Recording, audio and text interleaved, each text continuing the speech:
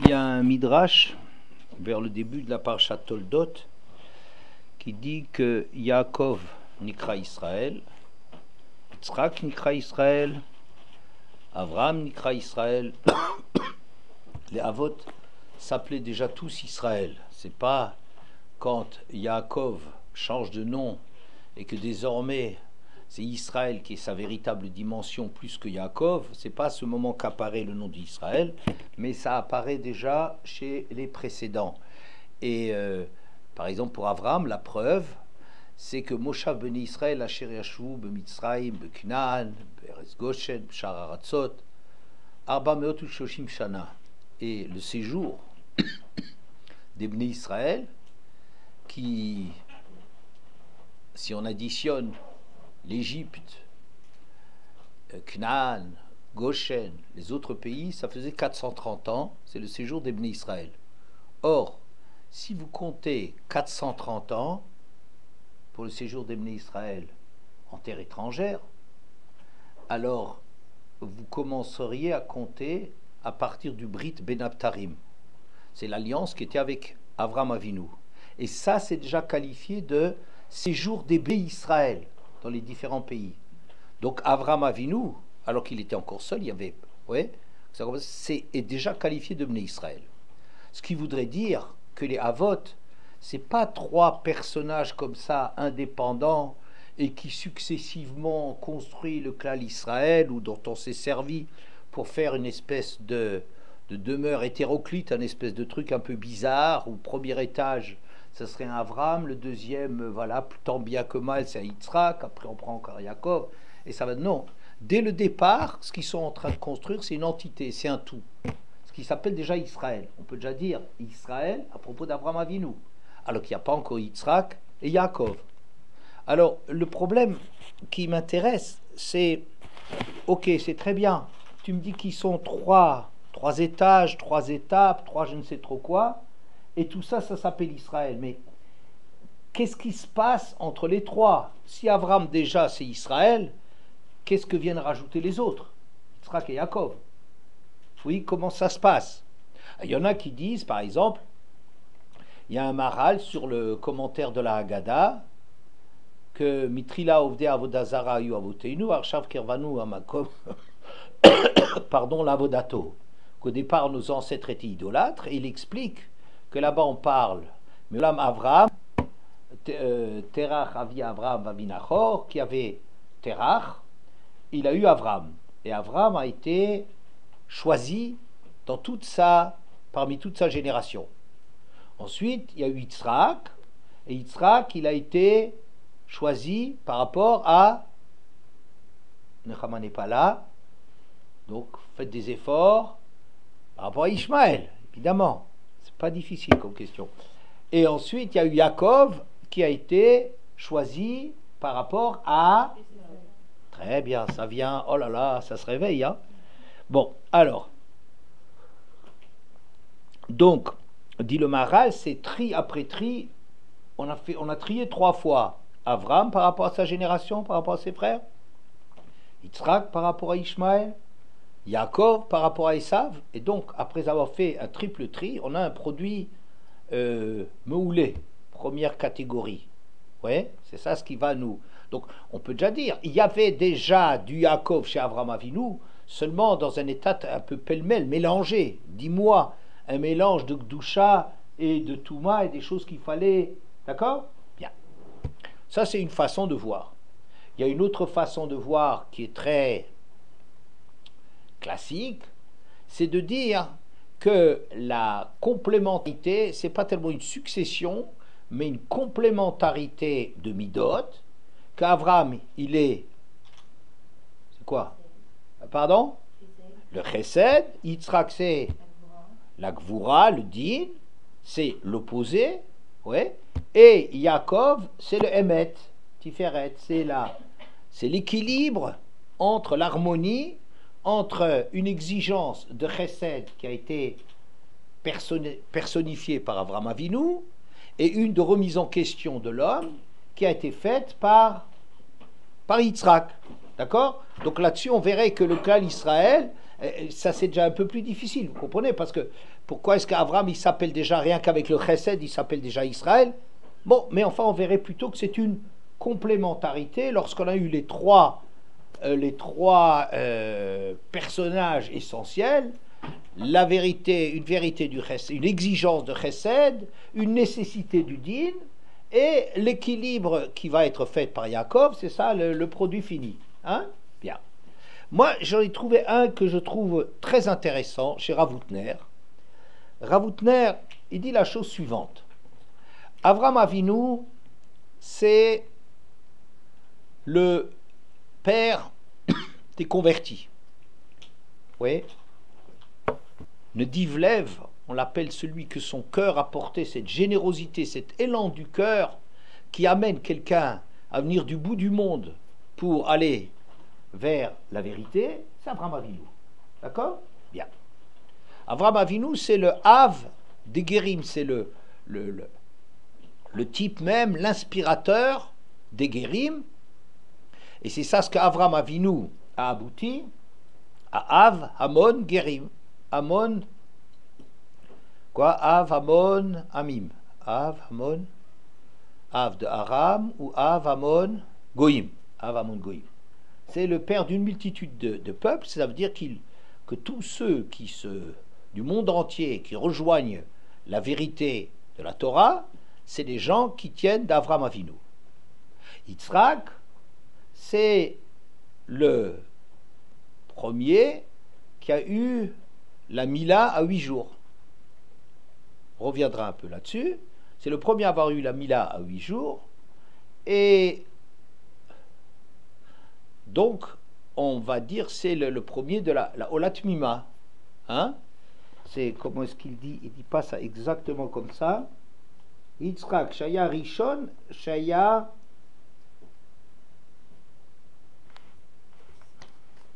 Kadosh Mirechem. Mimol le Shmana. Oui, il était, dès l'origine, il était déjà Kodesh. Avram est devenu Kodesh. Yitzhak est parti, le point de départ de la Gdusha, Kadosh Birchem. Et Yaakov, c'est Mitato Shlema, c'est-à-dire que tous ses descendants, ses 12 fils sont des tzadikim, et il a apporté au clan Israël Lo Yidach Mimenu Nedach, ça veut dire qu'il n'y a plus de neshama perdu. À partir du moment où quelqu'un est né juif, ou devenu valablement juif, et ça y est, c'est fini, même s'il s'éloigne, Israël a falpi shechata Israëlou. Si un juif une faute, il reste toujours Israël.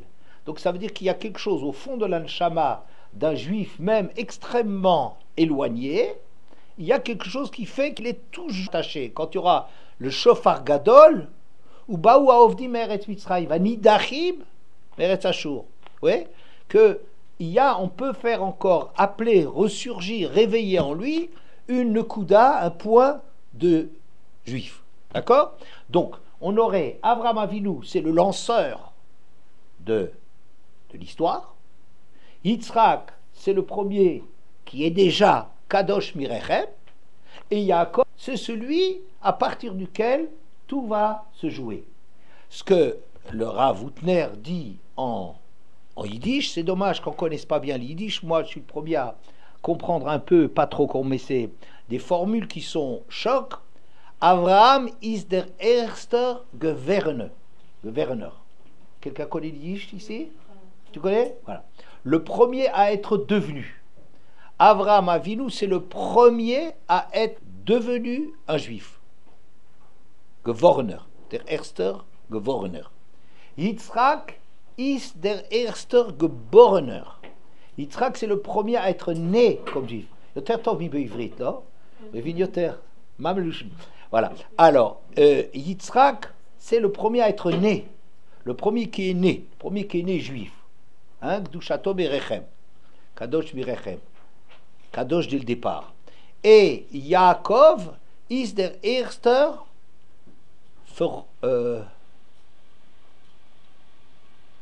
Verfollener. Pas compris très bien. Le mot signifie le premier à avoir une suite. Oui, le premier, à partir de maintenant, il y a une suite. Donc vous voyez que c'est très bien une façon de ranger les Havot, le rôle des Havot. Abraham est celui qui a amené à la Yiddishkeit, oui. Yitzhak, c'est celui qui était dedans, qui est né au départ de cela. Et Yaakov, mais il y avait encore des pertes chez Yitzhak, et une mitato shlema, puisqu'il a encore mis au monde Esav, n'est-ce pas? Et Yaakov, à partir de maintenant, ça y est, tout le monde est devenu juif, tout le monde est dans l'histoire juive. D'accord? Bien. J'aime beaucoup cette définition en un mot, hein, qui est donnée en un mot, très intéressant. Mais mon problème est celui, dans ces parachiotes, du passage entre Abraham et Yitzhak. Hein, on peut dire que Yitzhak est maintenant né juif, alors qu'Abraham est devenu juif. Mais comment ça se traduit? Qu'est-ce qu'il y a comme changement? Ok, Abraham Avinu, il a travaillé pendant des années, il est arrivé, et au sommet de sa carrière, il a eu une intuition de toute la Torah, il manque plus rien. Ah bon, il n'est pas né juif. Et alors? Bon, alors Yitzhak, il a quelque chose de plus. Mais qu'est-ce qu'il a de plus exactement? Ah, qu'il a profité de ce que le premier étage de la fusée a lancé le deuxième étage, et c'est le deuxième étage de la fusée, d'accord, mais qu'est-ce qui se passe entre l'un et l'autre? Et ensuite, même si tu dis que chez Yitzhak, il y a encore du Esav, il y a encore un mélange, c'est pas suffisamment trié. Ouais, même si tu dis cela, tu as... mais qu'est-ce qui se joue? Comment ça s'est passé? Alors moi, ce qui m'intéresse, c'est le passage d'Avraham à Yitzhak. Est-ce que ça simplement, on va dire ça très schématiquement, comme on l'a annoncé au départ, c'est-à-dire qu'Avraham, il est un gouverneur, c'est celui qui est le premier à être devenu juif, c'est le vrai guerre. Il a fait toute ta démarche, et Yitzhak est ce gouverneur, le premier qui est né en tant que juif. Ouais, mais comment ça se traduit? Alors il y a, au moment où Yitzhak est né, c'est dans le Perek Kaf Aleph, les psukim He Azaïn. Le pasuk Zaïn va tomer mi milel le Avram et Nika vanim Sarah qui est lativen liskunav. Sarah a déclaré: qui a pu dire ou aurait pu dire à Avram que Sarah allaiterait des enfants, car en effet j'ai mis au monde un enfant dans sa vieillesse. D'accord? Ça c'est Mimilel. Bon. Alors, il y a Rashi se penche là-dessus et il dit Milel, qu'est-ce que c'est le mot? Miyemalel Gvurat Hashem, ouais, etc. Shina Katou voulant Amar Diber. Qui est-ce qui a pu dire une chose pareille? On aurait dû attendre Mi Diber, le Avram, qui aurait pu parler à Avram et Nika Banim Sarah. Pourquoi tu as mis un mot inhabituel qui s'appelle Milel? Gematria Shelo Kouf, que l'Omar le sauf Mea le Avram. C'est-à-dire, ça vaut 100 en valeur numérique, même c'est 40, Lamed c'est Lamed Lamed, 30, ça fait 100, c'est-à-dire que c'est au bout de 100 ans d'Avram. Hein? Pourquoi est-ce que le Passouk se donne la peine de changer l'exclamation de Sarah de ce qu'elle aurait, de ce qu'on serait attendu à ce qu'elle soit? Qui a dit, qui aurait dit? Ouais. Alors là-dessus, le Rashi explique dans le sens, je ne vous fais pas tout le Rashi, dans le sens que il y a qu'Akadosh Baruch Hu qui aurait pu dire une chose pareille, une chose insensée, qu'une femme aussi vieille avec un mari aussi vieux, quelqu'un qui aurait prédit une chose pareille et qui la réalise, Nifla, pile et plaïm. C'est quelque chose de fantastique, inattendu. Il y a qu'Akadosh Baruch Hu pour faire des prévisions comme ça. Les autres, ils ne sont pas assez fous pour s'engager dans des prévisions comme ça et que finalement, ils se réalisent. N'est-ce pas? Bon. Alors, ça c'est Rashi. Mais, donc c'est l'éloge d'Akadosh Baruch Hu qui peut annoncer des choses complètement folles et qui les réalise. D'accord? Le Ramban, il dit autrement. Le Ramban, il dit que c'est une exclamation de incroyable. Mais alors, qu'est-ce qui se passe ici? Sarah le jour où Yitzhak, il atteint ses 2 ans, ça il va cesser de l'allaiter, et Nika Banim, pas Ben, Banim Sarah, elle a allaité des tas d'enfants. Pourquoi? Parce que les gens, ils se disaient, bon, c'est pas cette vieille-là qui va avoir des enfants, qu'on nous raconte pas des bobards pareils. Ouais, cet enfant-là, c'est Abraham et Sarah qui ont adopté un gosse, ils ont pris un gosse, ils l'ont adopté, après ils le font passer pour leur enfant. Alors qu'est-ce qui s'est passé? Vous connaissez toute l'histoire, que Sarah leur a dit, venez avec vos bébés, mais pas avec les nourrices. Et Sarah a allaité toutes ces femmes qui venaient avec des gosses qui avaient besoin de téter leur mère, et c'est Sarah qui leur a donné Banim, Enika Banim Sarah. D'accord? Quelque chose d'extraordinaire. Voilà. Mais, d'après le Ramban, donc c'est l'exclamation de Sarah, c'est pas par rapport à Kadosh Baruch Hu, mais dire, c'est une situation de folie. Moi, je m'interroge la chose suivante. Dans le Pasouké, c'est marqué, Va Avram ben Me'at Shana, Beivaled lo et Yitzhak beno. Or, Avram avait 100 ans à la naissance de Yitzhak. Hein, c'est marqué. 2 psukim avant. Et Sarah dit, Why? Qui aurait pu dire pareille chose que Sarah puisse allaiter des enfants pour Avram? Hein? J'ai dit, mais attends, quoi pour dire quoi? Ah, on n'a pas dit d'Iber pour dire que c'était quand il avait 100 ans, mais le Passouk il le dit. Les gens de là-bas, ils connaissaient l'âge d'Avram Avinu. Qu'est-ce que c'est que c'est? En Shina Akatou, le Passouk, il va changer les choses. Bimkom, d'Iber, mi d'Iber l'Avram, mi Milel, parce que Milel c'est Gematria 100, et 100 c'est l'âge d'Avram. Ben, on le sait, c'est marqué en toutes lettres dans le Passouk, on n'a pas besoin de transformer la Torah pour s'exclamer là-dessus. Le Passouk, qu'est-ce qu'il lui aurait manqué si on avait dit, qui est-ce qu'aurait pu dire à Avram que Sarah enfanterait un enfant dans sa vieillesse, sans parler de Milel? Tout était très bien, c'est une exclamation de bonheur, d'étonnement, c'est incroyable, c'est invraisemblable ce qui m'arrive, n'est-ce pas? Ça aurait été suffisant. Et puis, dire, si on commence à s'exclamer sur le fait que Sarah, elle a eu un enfant pour Avram quand il avait 100 ans, moi je trouve que ce qu'il fallait plutôt mettre en relief, c'est le côté de Sarah. D'abord dans le verset lui-même. Qui aurait pu dire que Sarah allait allaiter des enfants? C'est ça qui est incroyable. Avram, comme on l'a dit l'autre jour, il avait déjà eu Ishmaël. Sarah, il ne pouvait pas avoir d'enfant, elle était vieille comme tout, il avait déjà passé tous les âges de la vie, etc. Et que ça, après cela, non seulement ils mettent un enfant au monde, mais qu'une telle régénérescence, une telle renaissance de Sarah, que maintenant il arrive même à allaiter un enfant, à le mettre au monde et à allaiter des enfants. Moi, j'aurais plutôt insisté là-dessus que de dire qu'Abraham, il était vieux.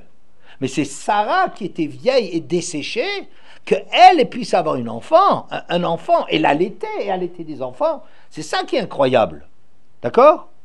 Donc, vous voyez, je m'étonne dans ce verset-là, au moins dans le pshat du Ramban, que c'est une exclamation de Sarah, que c'est pas tellement étonnant, il n'aurait pas dû tellement s'étonner sur Abraham qui a un enfant dans sa vieillesse, mais plutôt sur Sarah, c'est d'un.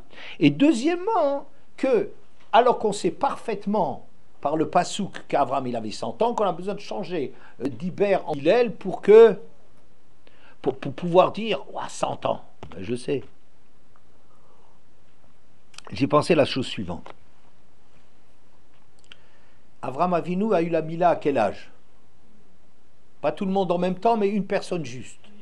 Comment? Avraham Avinu? Pardon? 99. Très bien. À 99. Yitzhak, il est né à quel âge d'Avraham? À 100 ans. Je dirais, il y a une différence entre 99 et 100. Ouais, je suis d'accord, c'est un de plus. Mais c'est pas 98 à 99, c'est pas la même chose que 99 à 100. Parce que tant qu'on est jusqu'à 99, je dirais, c'est le monde encore des unités. Vous voyez? Mais arriver à 100, c'est une espèce de plénitude. C'est une autre dimension. Rentrer dans la dimension des centaines, c'est accéder à une nouvelle dimension. Donc je dirais, peut-être qu'on veut insister, c'est pas ici de dire qu'il avait 100 ans pour dire « Ouais, Ben Liskoulav, qui a la petite Ben Liskoulav, j'ai mis un enfant dans sa vieille, ça y est, on l'a dit. » C'est pas, on veut souligner, par le fait d'insister sur le fait qu'il a 100 ans, qu'il y a quelque chose qui est lié au fait que ça soit 100 ans. Pas un renseignement qu'on connaissait déjà. Et c'est pas le problème, l'exclamation de Sarah n'est pas tellement qu'elle, elle a retrouvé une nouvelle jeunesse, oui, mais que quoi? Qu'il y a une différence entre Abraham et Yitzhak, que Abraham Avinu, il a eu Samila à 99 ans. Ça veut dire que c'est encore dans une démarche individuelle, un compte de chiffres, mais on n'est pas arrivé à un nombre, on n'est pas arrivé à une dimension nouvelle qui s'appelle 100 ans. 100 ans, ça veut dire avoir un enfant à 100 ans, moi je l'entends, ça s'entend, oui, que il a accédé, Yitzhak, c'est pas l'information, il avait 100 ans ou 90 ou 110 ans, mais qu'il est arrivé à avoir un enfant d'une dimension extraordinaire.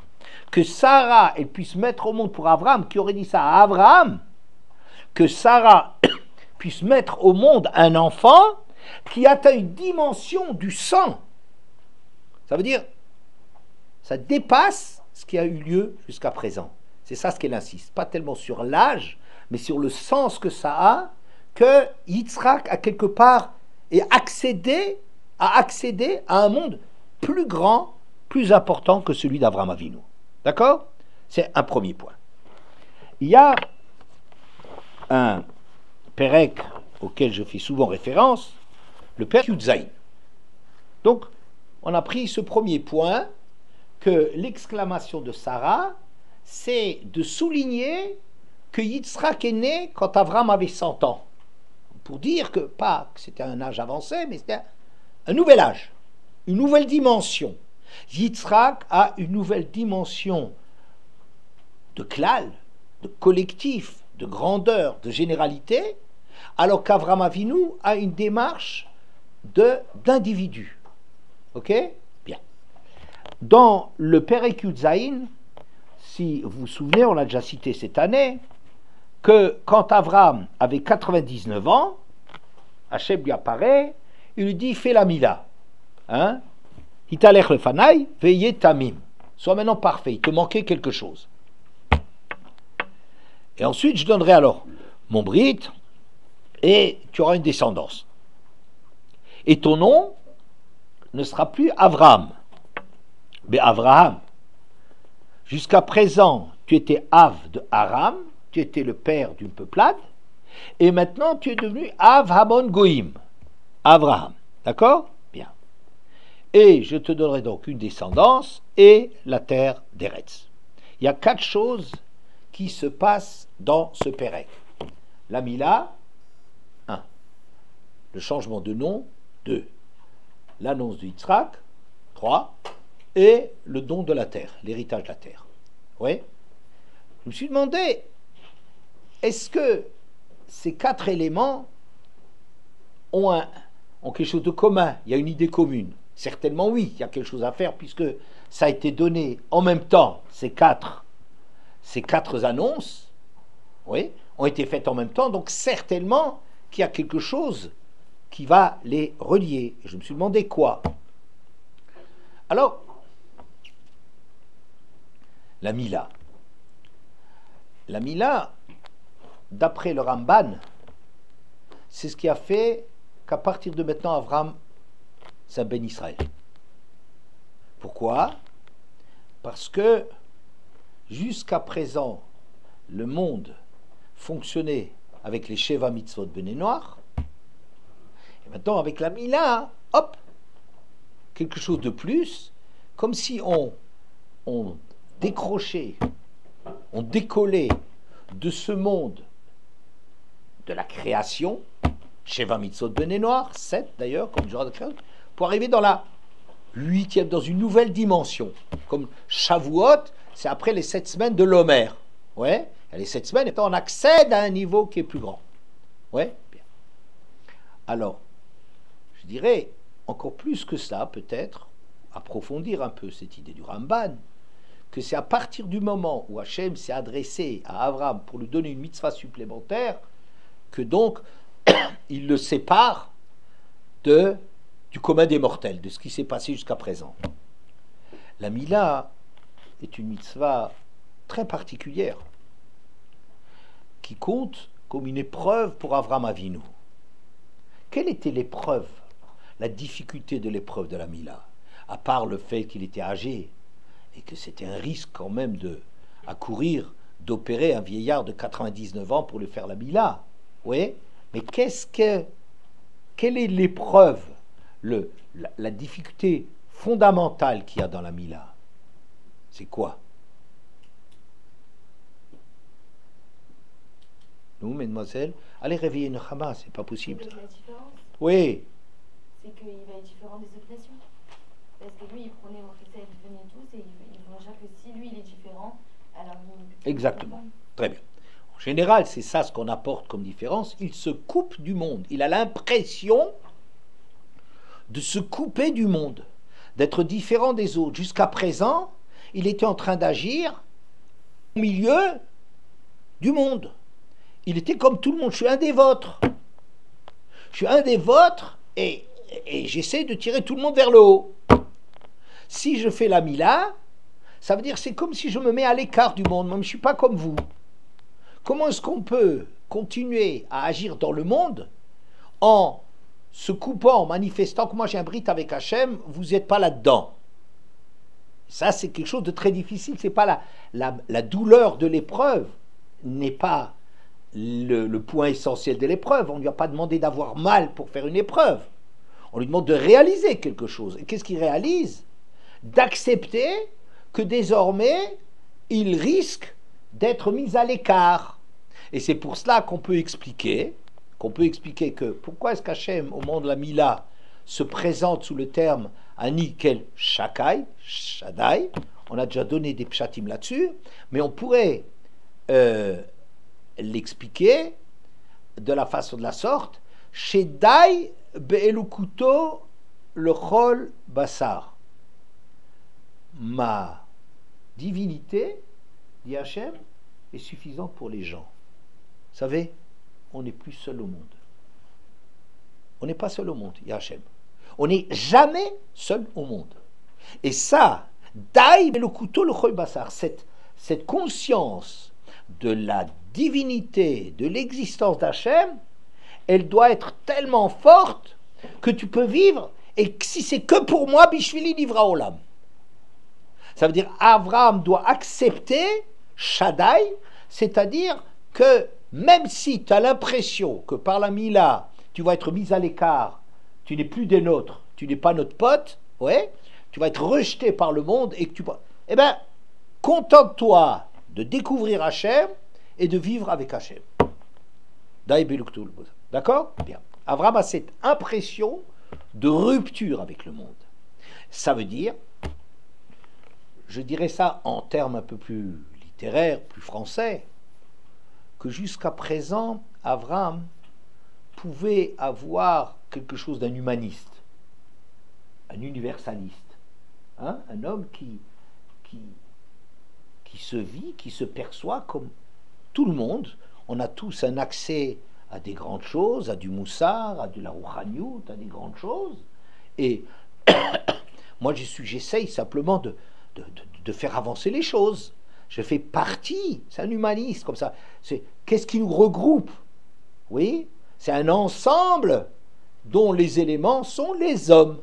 Tout ce qui est humain, ben, on participe du même problème, on est embarqué dans le même bateau. D'accord? C'est l'universalisme d'Abraham. Ce qu'Abraham va dire, en vérité, s'adresse à tout le monde. Et maintenant, ça devient un particulariste. Ça veut dire maintenant, avec la Mila, bon, il se met à l'écart.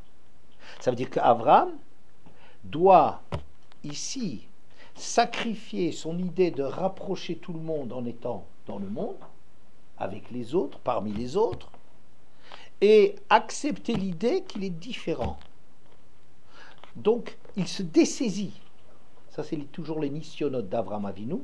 il se dessaisit de cette idée que pour faire bouger les lignes, il faut arriver à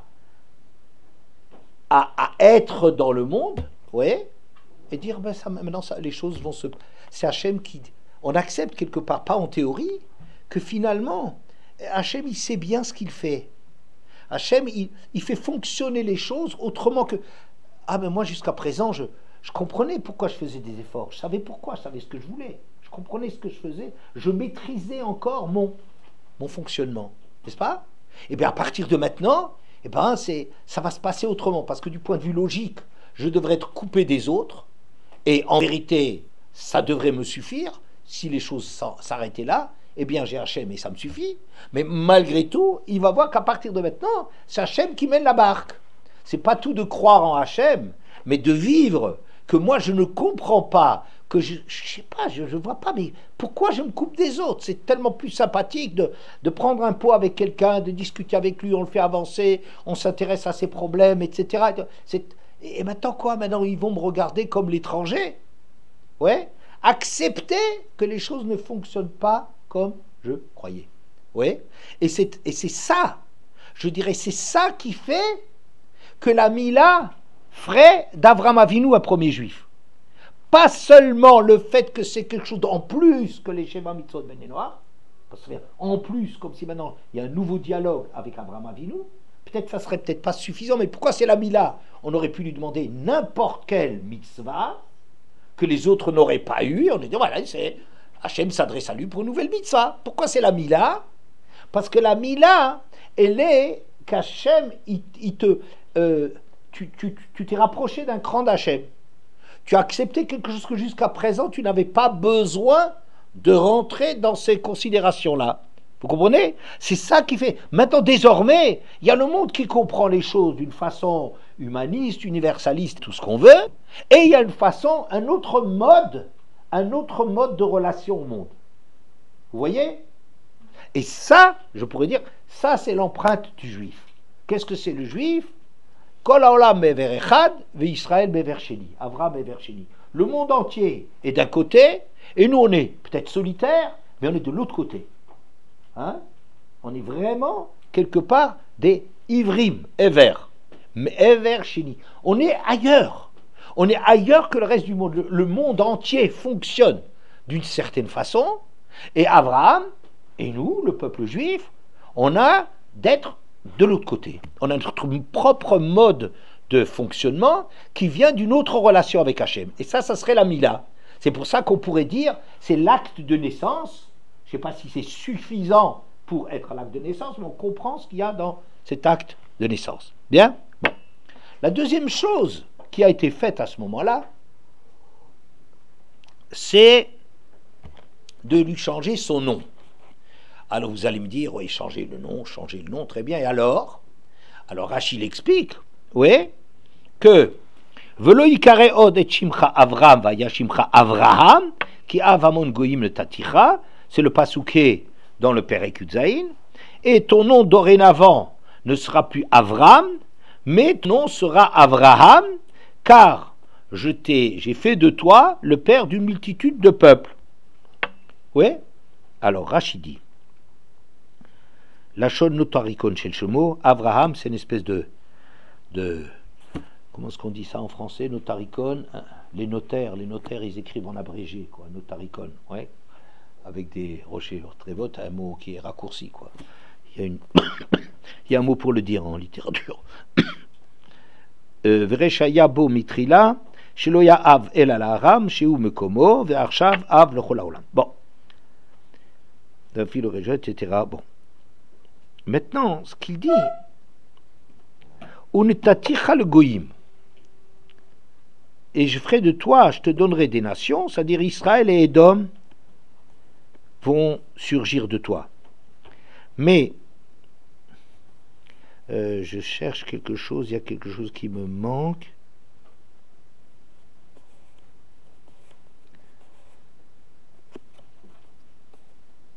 Voilà. Dans de Vayet Tamim, dans le premier pasouk de ce Perek Yud-Zayin, Davacher, Vayet Tamim, Arshav Ata Chaser He Evarim. Tant que tu t'appelais Avram, ça fait 243, et on considère que les membres de l'homme, ou les parties de l'homme sont 248, il t'en manque 5. Shne Enaim, les deux yeux, Shne Oznaim, les deux oreilles, Verosh Agvia, et le membre de la reproduction. Osif lecha ot al shimcha, je vais dire Hachem te rajouter une lettre, et viyu minyan otiotecha, remarque que minyan evarim, et alors tu atteindras 248 qui ont comme il est là. Voilà. Ici, il y a quelque chose d'extraordinaire. Avraham Avinu jusqu'à présent était le père d'une peuplade, Aram, et il faut savoir que dans l'histoire juive, Aram, c'est Eretz Moladtecha, c'est le pays de naissance, c'est le côté de la mise au monde d'Avraham. Oui, comme la Gemara dit ça dans Psachim Kuf Yud Zayin Amud Bet, elle dit ça, que pourquoi est-ce qu'ils ont été exilés en Bavel? À quoi ça ressemble à un mari qui chasse sa femme et dit retourne chez ta mère. Oui, retourne chez ta mère, là, qu'est-ce que c'est? Ils sont allés en Bavel. Comme si Bavel, c'est leur pays. Aram n'est pas seulement un pays particulier, mais c'est un pays très particulier qui est le pays de la naissance de l'homme. Oui, c'est comme jusqu'à présent, Abraham était le produit de ce qu'il était à la naissance, et maintenant il va devenir Avamon Goïm. De quelle façon? Alors, le Maharal il explique. Qu'est-ce que c'est cette histoire de lui rajouter 5 membres avec la Mila? Il y a des choses en l'homme qui sont que l'homme est capable de gérer. C'est-à-dire que la bouche, par exemple, il faut faire très très attention. Qu'est-ce qu'on met dans la bouche? Quels sont les mots qu'est-ce qui sort de sa bouche, etc. Oui, il y a des choses sur lesquelles on peut être très très fort, très très sadique et arriver à dominer tout ça. Mais les yeux, que tout d'un coup tu tombes sur une affiche, c'est malgré toi. Que tu entendes, tu ne le fais pas exprès. Tu entends tout d'un coup un jugement négatif sur quelqu'un, du lachon hara ou ceci ou cela, tu es agressé par. Et l'autre membre, c'est le désir. Le désir, ça peut se réveiller comme ça brutalement sans que toi tu y sois pour quelque chose. J'étais pas. Oui, c'est des membres qui t'échappent quelque part ta maîtrise et contre lesquels il faut lutter. Vous comprenez? C'est comme s'il y a la plupart de ce qu'un homme il est. Qu'est-ce qu'il fait avec ses mains, ses pieds, son corps, sa tête, etc. Il y a des tas et des tas de choses que si on est grand, on arrive à gérer ces problèmes. Mais il y a des choses où on peut être agressé, les deux mains, pardon, pas tout à fait, les deux yeux, les deux oreilles ou le membre du désir. Là-dedans, c'est des choses qui peuvent, des agressions qui nous viennent brutalement, d'une façon inattendue. Et contre celle-là, on peut lutter pour essayer d'être plus fort que le désir qu'on a. Oui, jusqu'à présent, tu ne dominais que 243 membres. C'est-à-dire que les 5 membres qui restaient, c'est des choses sur lesquelles il fallait que tu luttes pour arriver à les dominer. Quand tu étais agressé, il y avait une guerre à l'intérieur de toi. J'ai entendu la lachon hara, je ne peux pas le croire, je ne veux pas le croire, je refuse de le croire. Vous comprenez? Il y a une lutte à l'intérieur de toi pour arriver à dominer cela. Vous comprenez? Hein, Ora, ça marche? Hein? Tu suis? Abraham est capable de se battre quand il est agressé par certains désirs ou entendre ou voir, et qu'il est capable de, dorénavant, avec la Mila, avec cette proximité d'Hachem qu'a créé la Mila, je vais te donner ça sous ta maîtrise.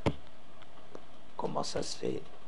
Qu'est-ce que ça veut dire sous ta maîtrise? Mais si tu entends quelque chose que tu t'attends pas, quoi? Qu'est-ce qui va se passer? Alors, je comprends que le Maharal veut nous dire quelque chose d'extraordinaire. Il y a une vision du monde d'Avram qui a changé. Vous savez, on peut avoir deux réactions par rapport au mal. Deux réactions par rapport au mal. On peut dire, le mal c'est horrible, c'est pas bien, il faut lutter contre. C'est une réaction qu'on peut avoir contre le mal. Mais d'accord, facile. Hein? Le mal c'est mauvais, il faut lutter contre.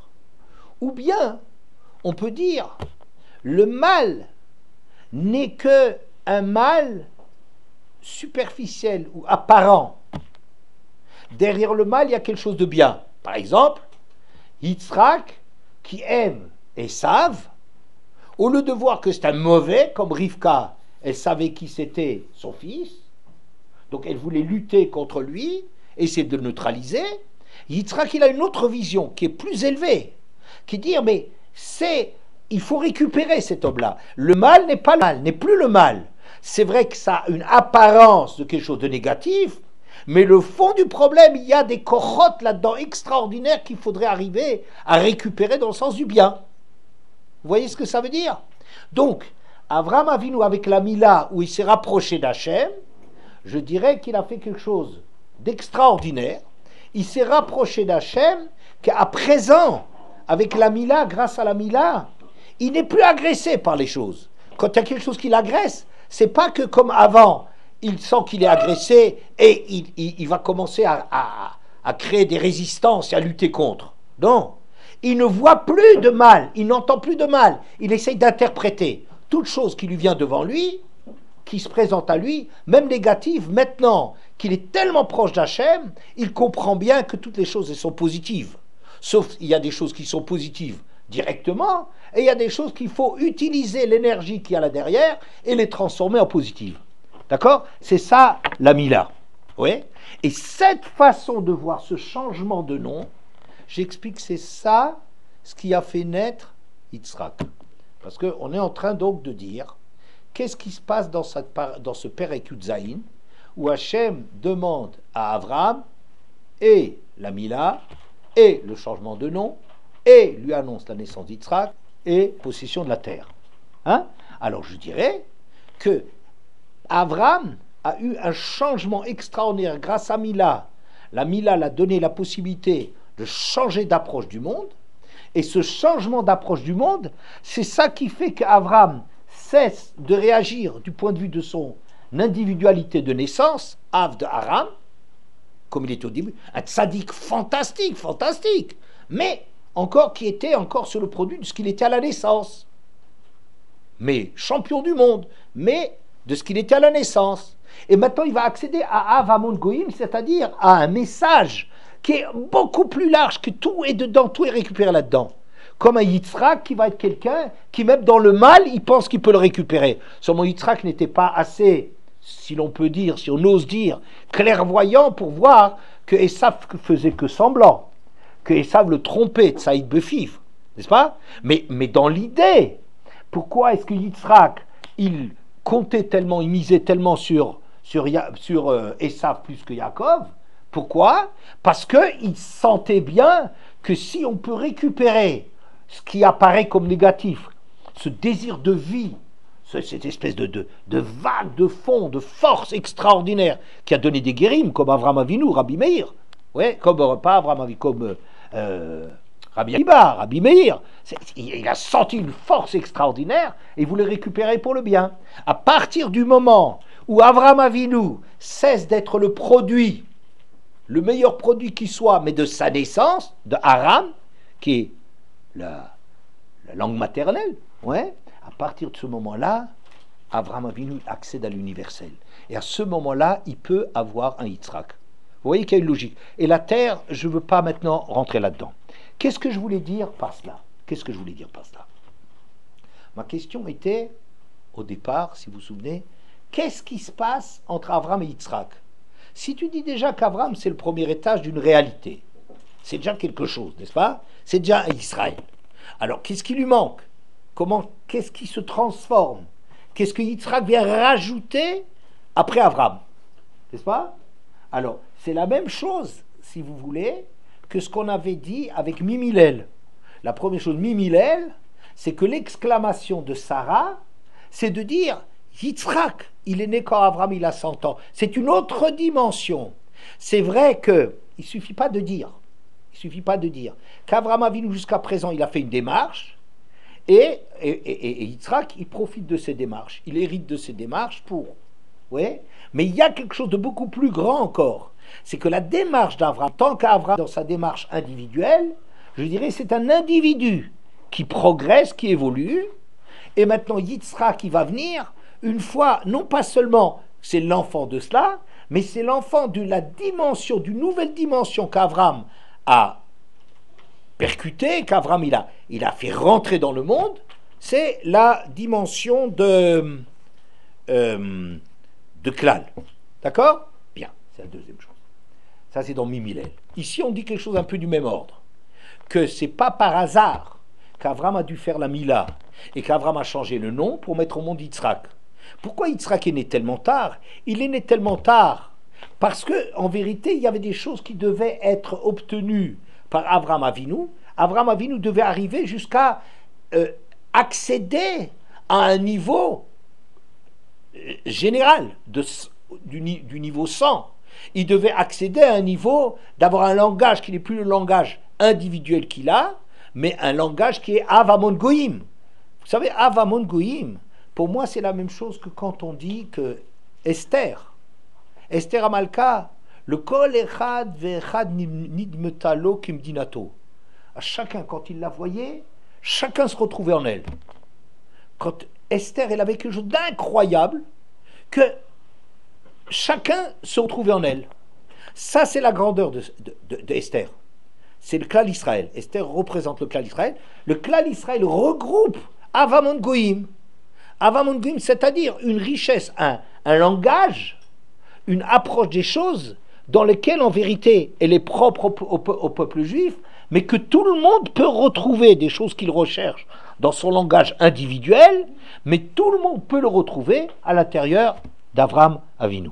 D'accord? Ça, c'est Yitzhak qui arrive, ne peut naître qu'à ce moment-là.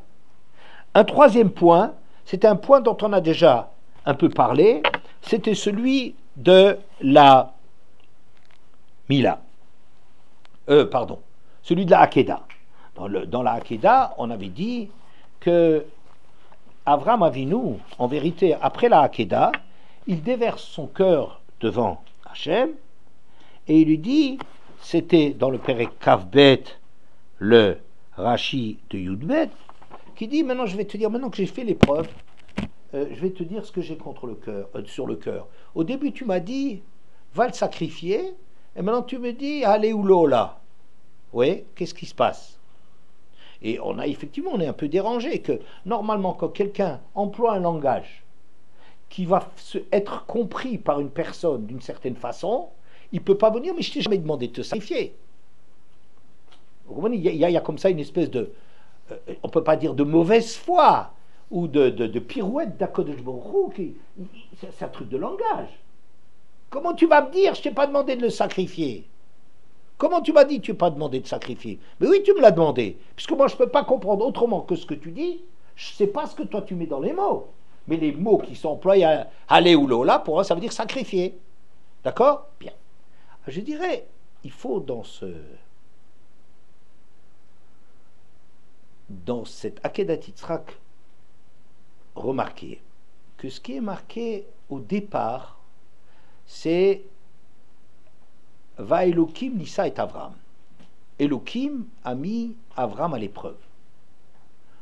Or, Elohim, qu'est-ce que ça veut dire? C'est la Midat Hadin. D'accord?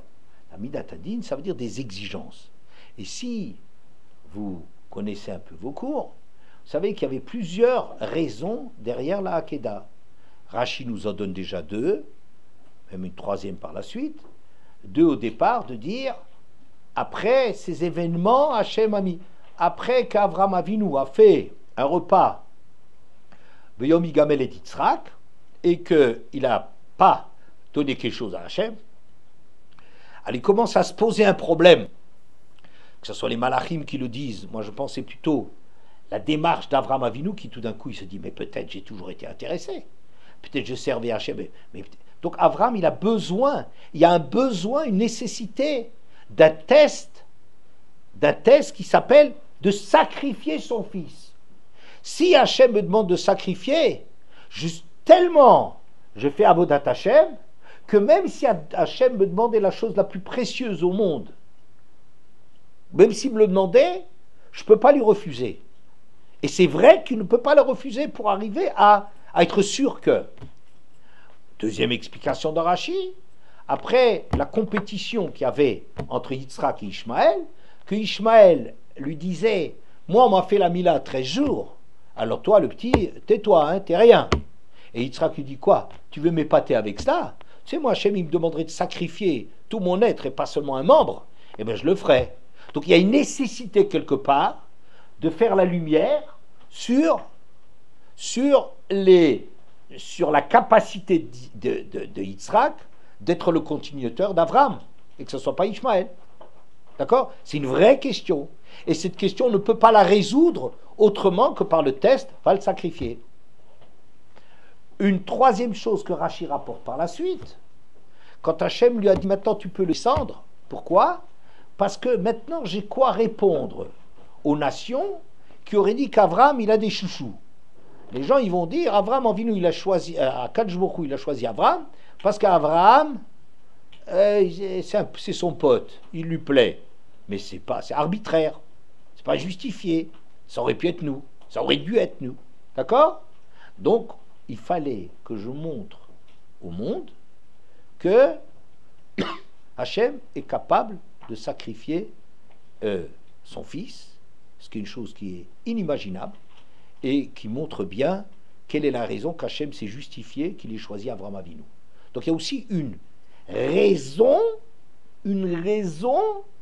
pour exiger un test. Le Rashbam, il donne encore une raison, il y en a certainement encore plein d'autres, c'est qu'Avraham Avinu, il a fait une alliance avec Avimelech que ni de son vivant, ni du vivant de son fils, ni du vivant de son petit-fils, il n'attaquerait Avimelech.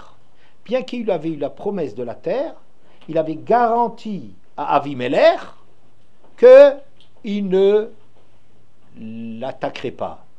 Et le Rashbam, il dit, qu'est-ce que c'est ça? Moi, je te donne une promesse et tu commences déjà à être comporté comme le patron, tu commences déjà à décider là avec qu'est-ce que tu donnes aux uns, qu'est-ce que tu donnes aux autres. Normalement, Avimelech, il fallait, cette peuplade-là, les Plishtim, il fallait les éliminer. C'était des gens de là-bas et toi, tu décides maintenant qui va vivre, qui va pas vivre, à qui je donne la terre, avec qui je fais des alliances. Donc, c'est quelque chose qui méritait d'être sanctionné. Hein? Il y a certainement encore d'autres exigences. Je dirais tout ça, c'est ce qu'on mettrait dans à Elohim, Nissa et Avram. Il y a une exigence de clarification, de mise au point, de preuve, de test, qu'on a des questions sur Avram Avinu. Et c'est dans cette optique-là que Avram Avinu a entendu la Akedat Yitzhak. Donc il ne pouvait pas entendre qu'on ne sacrifie pas. Quand il dit « allez ou là », ça veut dire « réponds aux questions, donne les réponses, fais le test qui va prouver que ». Seulement, comme je vous ai dit l'autre jour, c'est qu'il y a quelque chose de bizarre avec le... Après que le malach ait arrêté Avram, il lève les yeux, tout d'un coup il voit ce bouc qui était empêtré. Et Rachid disait Mishechet Yomé Breshit. Je vous dis, c'est pas un vieux bouc qui était conservé dans du formol depuis 2000 ans. C'est pas de ça qu'il s'agit.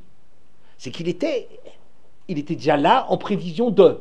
Dans la création même, il faut qu'à un certain moment il surgisse. D'accord? Et que le Satan voulait empêcher ça. Et c'est seulement après la Akedat Yitzhak et il a sacrifié après le bouc, Tachat Beno, à la place de son fils. On l'a vu dans Rashi, qui disait, tout ce qu'il faisait sur le bouc, il disait, considère que je l'aurais fait à mon fils. J'aurais égorgé mon fils comme j'égorge le bélier, j'aurais recueilli son sang, versé son sang sur le misbéach, je l'aurais découpé, je l'aurais brûlé, etc. Considère que tout ça, ça a été fait. D'accord? Alors, et puis ça, même ça, c'est difficile, parce que c'est quand même difficile. Pourquoi est-ce que on a eu besoin Pourquoi est-ce qu'on a eu besoin de faire tout ça avec le bouc? Puisque Avram, il a prié, il a dit c'est l'endroit qu'Hachem devra regarder. Il doit considérer que tout a été fait comme s'il y avait déjà la cendre d'Yitzhak qui était là. On n'a pas besoin du bouc. Alors je pense que là-dessus, il y a eu un changement dans qu'Avram va comprendre ce qu'il y a au fond de la demande. C'est vrai que quand on lui a demandé de sacrifier, Avram ne peut pas l'entendre autrement que le test. Il y a des raisons de ce sacrifice, et ce sacrifice doit avoir lieu. Mais quand Avram il monte à ce niveau-là, ça veut dire qu'il arrive à ne rien refuser à Hachem.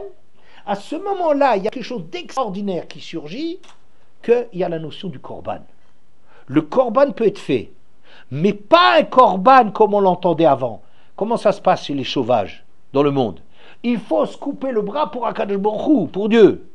Il faut sacrifier ses enfants, il faut brûler ses parents, ou les donner à manger à son chien, ou des choses de ce genre-là, pour Dieu, pour montrer qu'on ne refuse rien à Dieu. Toutes ces notions-là, c'est de l'ordre de Va Elohim, Nissa et Avram. C'est comme s'il y a une midatadine, une exigence, prouve-le que tu fais ça pour Dieu. Mais une fois que Avram il a fait ça, il découvre tout d'un coup qu'il y a il y avait le bélier. C'est-à-dire que lui-même, il commence à voir des choses qu'avant, il ne voyait pas. Toute la Akedat Yitzhak, comme je dis, c'est une question de regard. Chevu lachem po imachamor, les Ishmaël et Eliezer, ils sont comme l'âne, ils voient que ce qu'ils ont devant eux. Vous vous souvenez? On avait dit ça. Ils ne voient que ce qu'ils ont devant eux. Ils ne voient pas qu'il y a de la rouchaniout dans cette montagne. Il n'y a qu'Avram et Yitzhak. S'il y avait vraiment un nuage ou une nuée au-dessus de la montagne, tout le monde l'aurait vu. C'est clair. Tout le monde l'aurait vu. Mais, ça, même les accompagnateurs. Mais s'ils n'ont pas vu, ça veut dire que c'est une vision spirituelle. Que eux, ils ont perçu que derrière la réalité, il y a une montagne qui a une gdoucha. C'est ça ce qu'ils ont. C'est ça ce qu'ils ont perçu. Alors que les autres, ils n'ont rien perçu. Vous êtes comme des ânes, vous voyez que, vous ne croyez que ce que vous voyez. Mais même Avram Avinu, je dis, il était aussi quelque part aveugle. Parce qu'il ne comprenait pas autre chose qu'un sacrifice, à la mode du sacrifice d'autrefois, qu'il faut sacrifier quelque chose. Et maintenant, ce qu'on a appris avec la Akedat Yitzhak, c'est enlevons le mot de sacrifice. Il ne s'agit pas d'un sacrifice. Un sacrifice, c'est fais-toi mal pour prouver quelque chose. Il faut que tu fasses la preuve que ça fasse mal. Alors que quand il est allé au bout de cela, il a découvert que ce n'est pas de ça qu'il s'agit. Yitzhak, il est devenu grand avec cela. Il a grandi grâce au sacrifice. Le sacrifice, ce n'est pas de se couper quelque chose pour Hachem. C'est de grandir en arrivant à comprendre quelle est la distance qui nous sépare d'Hachem, que tout revient à Hachem. Et alors ça nous fait grandir. Et c'est ça qui est Mishechet Yomei Breshit, c'est-à-dire ce qui est prévu depuis la création du monde, c'est qu'on arrivera à trouver une façon dont l'homme peut grandir avec le sacrifice, mais pas en se sacrifiant lui. En prenant au sérieux qu'il devrait mourir, d'accord, tout ce qui arrive au bélier, hein, mais Yitzhak, il a grandi. Je dis que Yitzhak, il est devenu grand à la suite de cela, il est devenu Aléoulola. Ouais, Avram, il a fait toute la démarche de comprendre, de voir quelque chose de nouveau qu'il ne savait pas. Il voyait seulement Elohim, une midatadine, une exigence. Nissa et Avram, un Nisayon, une épreuve, une difficulté, des choses à prouver. Et il a vu une nouvelle vision, c'est ça ce qu'Hachem voulait montrer à Avram, une nouvelle vision de ce que ça veut dire une Akedah. Pas un sacrifice. Il n'y a pas de sacrifice chez nous. Ouais. Et alors, je dirais, avec ça, on peut comprendre, et c'est ça qu'on va terminer, une difficulté peut-être du verset. C'est marqué, après la Akedah, Vayi acharad varim haele, vayugad le Avram, les morts, hine yalda milka gamhi banim le nachor achicha. Après la Akedah, Avram Avinu, après c'est acharad varim haele, ça aurait été après la Akedah, il est revenu du Har à Moria, il a sacrifié son fils, et il se dit, mais attends, tu sais, mais c'est fou que j'ai pas marié mon fils. Mais j'aurais dû le marier. S'il était mort, si j'avais réalisé, s'il fallait vraiment réaliser ça, j'aurais pas eu de descendance. Mais j'aurais dû le marier à Aner, Eshkol, Mamré. Il y avait des gens qui étaient bien. J'aurais dû lui trouver. D'ailleurs, c'est ce qu'il dira à Eliezer, n'est-ce pas? C'est ce qu'il dira à Eliezer. Il dit, et si jamais, demande Eliezer, elle ne veut pas venir, eh ben, j'irai vers Aner, Eshkol et Mamré. Oui? Tout le monde pose la question. Quoi, Avraham Avinu, il a tellement peu de soucis de Yitzhak qu'il n'a jamais pensé à le marier. C'est seulement après la Akedat Yitzhak que tout d'un coup il commence à se dire non mais attends une seconde, et qu'est-ce qui serait passé? J'aurais pas eu de descendance, j'aurais dû me soucier avant de le marier. Oui. Moi je pense que il peut arriver que quand une chose n'est pas mûre, on n'a pas l'idée. C'est un peu une démarche personnelle. J'aurais d'autres propositions à faire, mais c'est celle qui me semble. Il y a des choses qu'on devrait penser. On dit tiens, pourquoi il n'y a pas pensé? Il n'a pas pensé parce que c'était pas d'actualité, parce que c'était pas vivant. Je dis que tant que Yitzhak n'était pas arrivé au niveau de Olat Mima, à être vraiment à la dimension de ce que Yitzhak doit être, tant qu'il n'est pas arrivé à cette dimension, il n'y a pas de problème qui se pose de le marier. Oui, on pourrait expliquer autrement, on pourrait dire Avraham Avinu, pourquoi il n'a pas il a oui pensé, certainement il a pensé à marier Yitzhak, mais si c'est pour des gens comme ça, comme Aner, Eshkol et Mamré, pour des gens comme ça, et quoi, il n'y a rien de mieux. Ouais, c'est peut-être pour ça qu'il a repoussé tout le temps l'idée. Après il se dit j'aurais quand même dû faire le mariage, puis ça aurait donné des petits-enfants, une suite. Ouais. Mais moi je pense peut-être que Avraham Avinu, il n'a pas sérieusement envisagé le mariage pour Yitzhak, pour une raison qui ne dépendait pas de lui, mais une raison qui dépend de Yitzhak.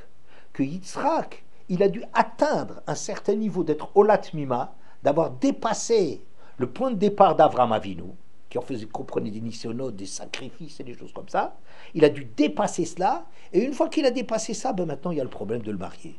Et c'est pour ça que c'est maintenant qu'il s'interroge. Voilà, il s'interroge.